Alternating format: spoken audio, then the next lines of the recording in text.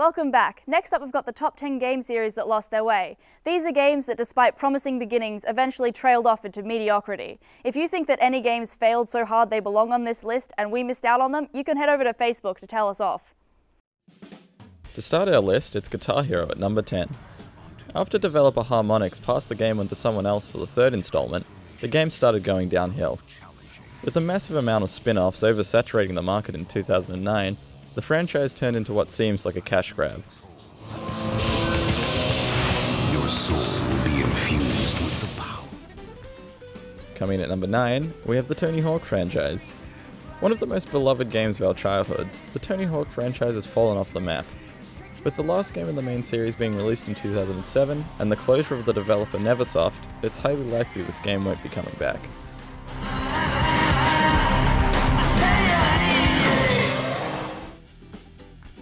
In at number 8, it's the Crysis series. Consisting of 3 main installments, this franchise started going downhill after the first game. While the second and third games still received good reviews, they left out the non-linear nature of the original.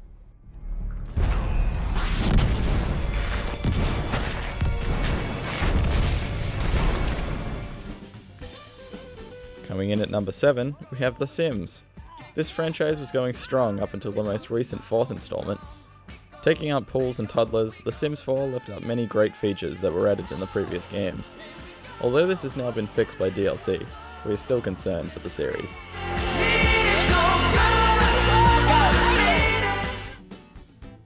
At number 6, it's the Invincible Call of Duty series. Spawning sequel after sequel, this franchise is starting to overstay its welcome. Although the last game, Advanced Warfare, received relatively high reviews, we are not sure they're going to be able to keep it up for much longer. People don't want freedom. They want boundaries.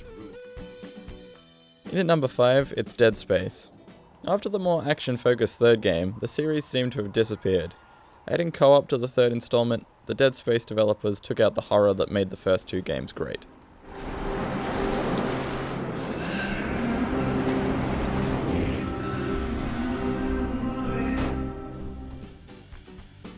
At number 4, we have Crash Bandicoot. After his acquisition by Activision in 2008, the series began to go downhill. While still platformers, the 2 Activision-published sequels tried to reboot the franchise, but received mediocre reviews from critics.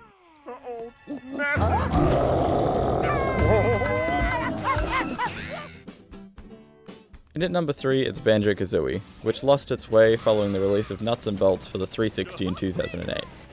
This game that stole the place of Banjo 3 scrapped the classic platforming of the first 2 games, and in its place it was a vehicle creation game. The general agreement was that they should have stayed platforming. Banjo and Kazooie. At number 2 we have Sonic. A major rival of Mario in the 16-bit era, Sonic lost his footing in 2006 with the release of Sonic the Hedgehog on the PS3 and 360. The broken, buggy mess received many negative reviews to do with its story and perception of the Sonic universe.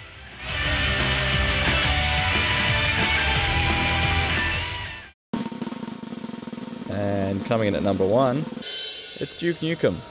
The king of shooters back in the 90s, Duke was dethroned after the long-gestating Duke Nukem Forever took 13 years of development time to be released.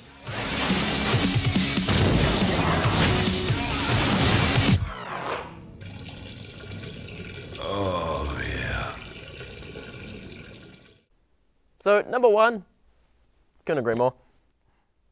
How much is there really to say on the subject? I mean, It sucked. it was. I mean, when a game gets overhyped like that, there's no chance it will ever live up to the hype. Like, that's happened last year with Watch Dogs and Destiny, and neither of them were that really great, really. Give Destiny time. Anyway, up next we have a WG101 from Lewis on World of Tanks.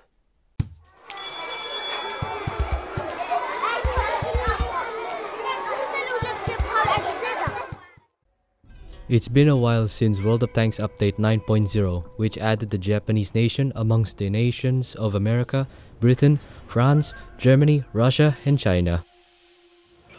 The Japanese tank tree features tanks from pre-World War II to post-World War II tanks, featuring IJA tanks, Imperial Japanese tanks, and JSDF tanks, the Japanese Self-Defense Force tanks.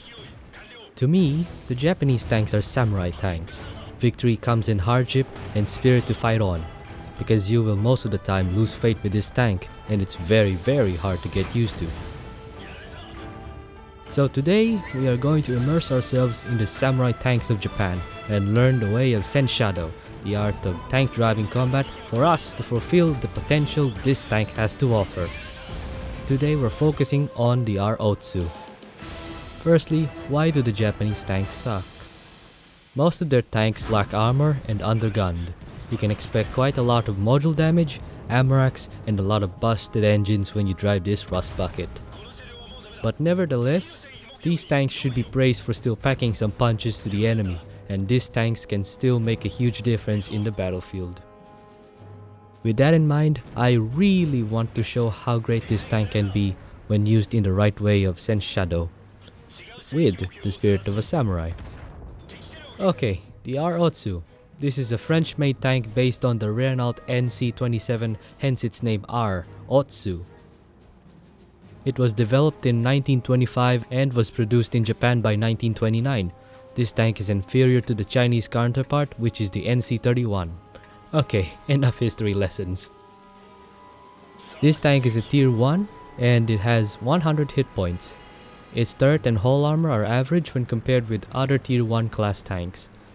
Not the weakest nor the strongest, though the speed only goes up to 23 km per hour, which is very slow. Don't feel too bad though. It is also the same speed as the French, the Chinese, and the British tier 1 tanks. There are also upgrades and new guns to allow it to reach its full potential. Now, on to the battlefield. When in battle, try not to charge in first.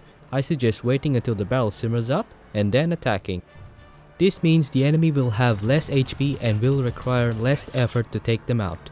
If you insist on charging in first, make sure you stay at least with 3 allied tanks fighting alongside with you.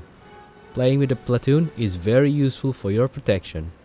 And coordination will make you much more efficient during the battle. When you have enough XP to upgrade, you can choose 2 types of guns depending on your playstyle. First is your standard 37mm cannon, which is great for range attacks and sniping. These guns reload for up to 3 to 5 seconds depending on your crew's level of experience. Using the highest tier gun will be better.